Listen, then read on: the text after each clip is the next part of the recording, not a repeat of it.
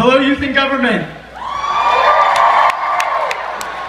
Today, we join together from across the Golden State, united in common purpose and values. To our returning delegates, welcome home. To our new delegates, welcome to this dusty, barren army base that we so affectionately call Bob. And yes, I promise that hours-long bus ride was worth it, though your current energy levels may be telling you the exact opposite. In his book, Profiles in Courage, President John F. Kennedy defined courage as grace under pressure. He noted that it has often been forgotten in this country. When I read this, I thought of the courage we miss every single day. The courage of the single mother who works 2 jobs at minimum wage to put food on the table. The courage of the soldier who puts on his country's uniform to fight in Afghanistan even after his brother was killed doing the same thing in Iraq. The courage of the teacher who chooses to work at a disadvantaged school because that's where he's needed the most. The courage of the public defender who works in the tough neighborhoods of LA and Oakland because that's where she's needed the most. Grace under pressure. All too often, we allow the more glamorous acts in life to distract us from these commonplace displays of courage. But sometimes, we do notice. Recently, the world took note of the courage of a young Pakistani girl who dared to speak out and say that women too deserve equal opportunity to go to school.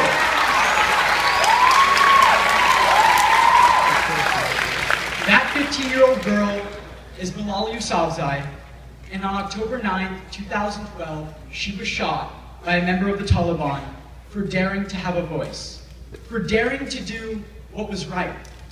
Think about it. She risked her life for the chance to go to school when, at least some mornings, we would do anything to do the opposite. That privilege afforded to all of us is still out of reach to millions around the world.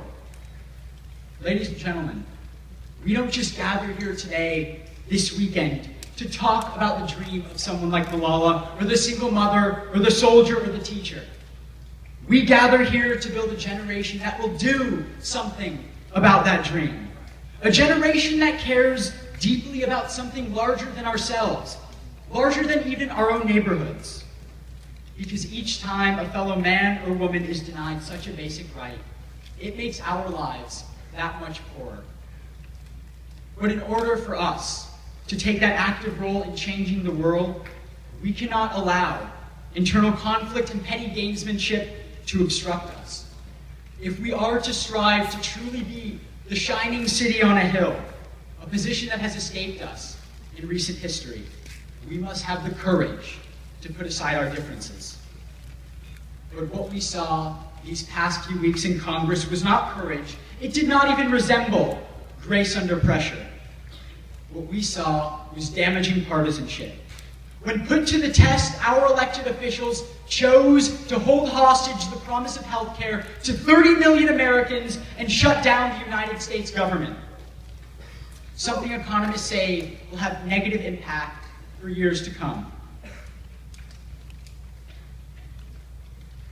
In youth and government, we are not judged. In this program, we own the opportunity to have a voice without the fear of needless criticism.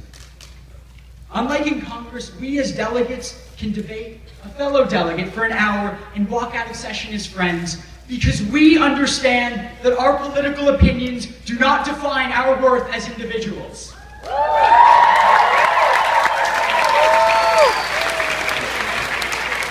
We understand that something a Democrat says is not inherently bad, and something a Republican says is not inherently wrong.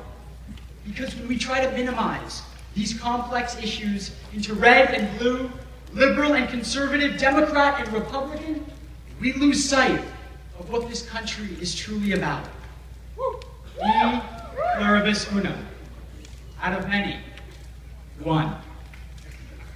out of many backgrounds, out of many beliefs and opinions, out of many ages, races, and sexual orientations, we are still one country.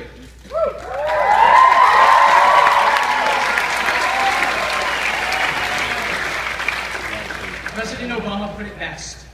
If there's a child on the south side of Chicago who can't read, that matters to me, even if it's not my child. If there's a senior citizen somewhere who can't pay for their prescription, who has to choose between medicine and the rent, that makes my life poorer. It is that fundamental belief, I am my brother's keeper, I am my sister's keeper, that makes this country work. Youth in government, that is why we are here this weekend, so we can be the beacon of hope for a girl like Malala. So we can provide for the single mother working 2 jobs at minimum wage to put food on the table. So we can do right by our men and women in uniform. So delegates, make this weekend about honoring them, about thinking deeply about solutions that further the greater good, and about having the courage to own your own voice. That is the generation we want to build, and youth in government, that is who we are. Thank you.